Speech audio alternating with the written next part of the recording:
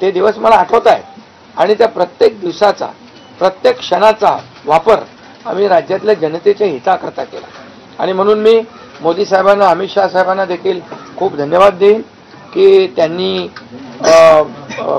पाठबळ दिलं आणि योजनांना देखील मदत केली, निधी दिला, अनेक वेळा ते आले आणि या सर्व 2.5 वर्षाच्या काळामध्ये राज्याचा जो काही प्रगतीचा वेग आहे तो वाढण्याचं कारण एवढंच की राज्य आणि केंद्र सरकार एक विचाराची सरकार जेव्हा असतात, समविचारी सरकार असतात, त्यावेळेस मात्र राज्याचा वेग प्रगतीचा अतिशय गतिमान होतो आणि म्हणून हे सगळं जे आपण 2.5 वर्षाच्या कारकिर्दीमध्ये मी खूप समाधानी आहे आणि मी आपल्याला सांगू इच्छितो की मी काय त्या डिटेलमध्ये जाणार नाही, परंतु आम्ही घेतलेले निर्णय जे आहेत हे ऐतिहासिक निर्णय आहेत.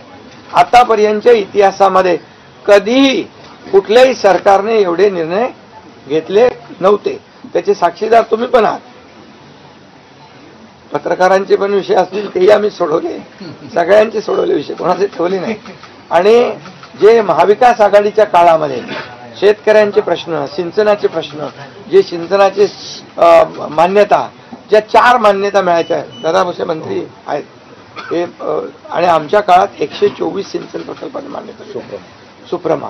त्यामुळे हे जे काय आहे आज मी पाहतोय की प्रचंड असा या राज्याच्या प्रगतीचा वेग आणि लोक म्हणतात काय काय सगळे सांगतात राज्य कुठे गेले.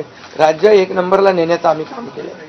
कारण मला आठवत आहे की जेव्हा अगोदरचं आमचं महायुतीचं सरकार होतं, देवेंद्रजी मुख्यमंत्री होते, तेव्हा राज्य पुढे होतं आणि गेल्या 2.5 वर्षामध्ये, मागच्या 2.5 वर्षात आमच्या राज्य 3ऱ्या नंबर